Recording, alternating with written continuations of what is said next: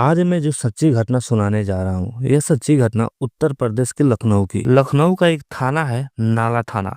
दरअसल नाला थाना के चारबाग रेलवे स्टेशन के ठीक सामने एक होटल है जिसका नाम है सरनजीत होटल। उसका कमरा नंबर 109 से एक लड़का जिसका उम्र लगभग 25 वर्ष की रही होगी, वह थाने पहुंचता है। थाने तकरीबन वो 8:30 बजे के आसपास में पहुंचता है। 8:30 बजे जब वो पहुंचता है तो वहां पे अधिकांश स्टाफ अभी जगे नहीं होते हैं, क्योंकि 31 तारीख पार्टी का समय था, नया साल का जश्न था। सारे लोग जश्न मनाए होंगे, आधी रात तक जागे होंगे, सुबह तक जागे होंगे, तो अधिकतर लोग सो ही रहे थे। एक दो स्टाफ ही जगे हुए थे।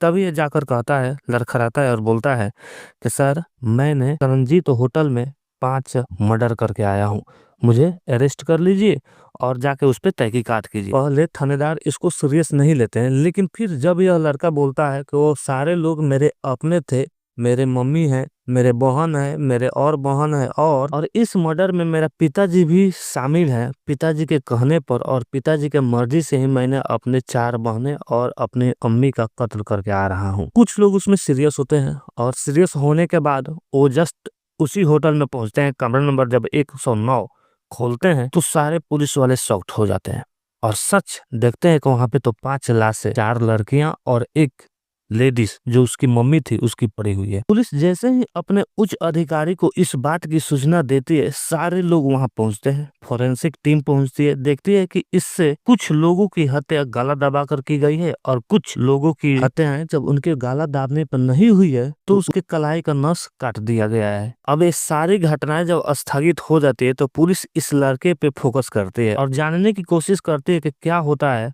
आखिर ऐसा क्यों हुआ है, ये सारे लोग कौन है और इसका रियलिटी क्या है। तो मालूम चलता है कि यह जो परिवार है उत्तर प्रदेश के आगरा के एक इलाका है, थाना ट्रांस यमुना, और उसी थाने का एक इलाका है 3 बगिया, और वहाँ एक बस्ती है इस्लाम नगर। दरअसल ये वहाँ के रहने वाला है। परिवार के जो मुखिया हैं उनका नाम है बदरुद्दीन मियाँ, मोहम्मद बदरुद्दीन मियाँ, जिसका उम्र लगभग 50 वर्ष के रहेंगे।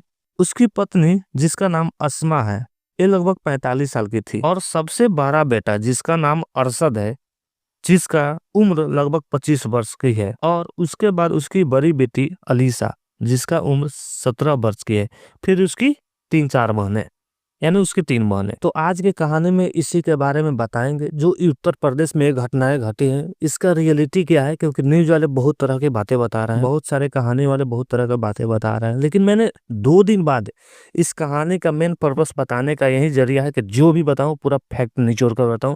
तो आप ये कहानी को बहुत ध्यान से सुनिए, कहानी बहुत ही इंटरेस्टिंग होने वाली है और शायद ये आपके किसी गली मोहल्ले में शायद ऐसी घटना ना घटे। तो चलिए कहानी की शुरुआत करते हैं। आप देख रहे हैं रवि की बात और मैं हूं आपका प्रिय रवि। दरअसल बात 16 दिसंबर 2024 का, समय लगभग 5 बज रहे होंगे क्योंकि शाम होने को था। आगरा के एक इलाका तीनी बगिया में एक क्षेत्र है इस्लाम नगर। बस एक दुकान के सामने एक टेम्पू आती है और टेम्पू उस दुकान में घुस जाती है। दरअसल उस दुकान में दुकानदार की बेटी भी रहती है, लेकिन टेम्पू के घुसने की वजह से उस दुकानदार के बेटी के हाथ में चोट आ जाती है, जिसको लेकर टेम्पू वाले को मार देता है। और टेम्पू वाले में और दुकानदार वाले में झगड़ा कस के होती है, और वो टेम्पू वाला भी उसी इस्लाम नगर का ही रहने वाला रहता है। बात इतना बिगड़ जाती है कि वहां पे पुलिस भी आ जाती है। पुलिस आती है तो बुझती है कि झगड़ा हुआ है, नॉर्मल चीज है, तो दोनों को डांट समझाकर वहां से चली जाती है।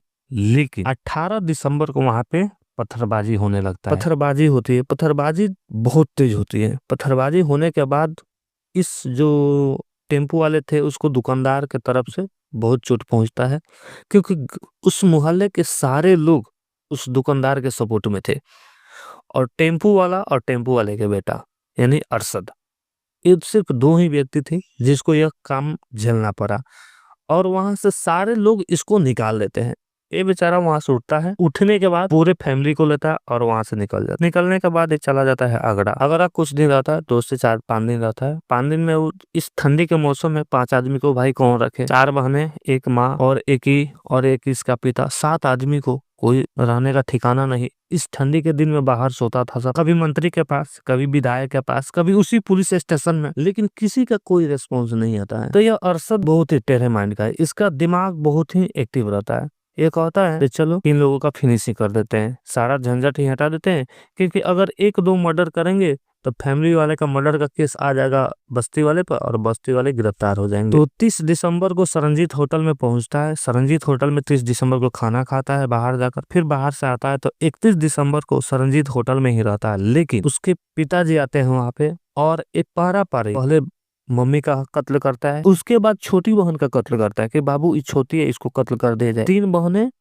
चीख रही होती है, लेकिन उन लोगों को मोटिव करके कि मैं इसको मार दे रहा हूँ, तुम्हारा बारी नहीं आएगा, ऐसे ऐसे करके वो तीनों को हत्याएं, चारों को हत्याएं कर देता है और करके खुद पुलिस स्टेशन चला जाता है। पुलिस स्टेशन जाने पे एक वीडियो भी वायरल हुई है, जो वीडियो आप लोग शायद देखे होंगे, नहीं देखे होंगे तो आप लोग वो वीडियो देख लेते हैं। जिस वीडियो में वो चारों तरफ से केवल और केवल बस्ती वालों पे ही क्लेम लगाता हुआ नजर आ रहा है, लेकिन दरअसल जब बस्ती में इंक्वायरी होती तो ये सारे बात गलत होते हैं। लेकिन उसमें 2-4 बातें ऐसी थी जो सही थी और वही सही बातें मैं आपको बताने आया हूँ। उस बस्ती से एक बातें निकल कर आती है जो मकान को लेकर होती है। वो बोलता है कि मकान मेरा छीन लिया गया है, जबकि एक लेडीज बोलती है कि मकान हमने 7 लाख में खरीदा है।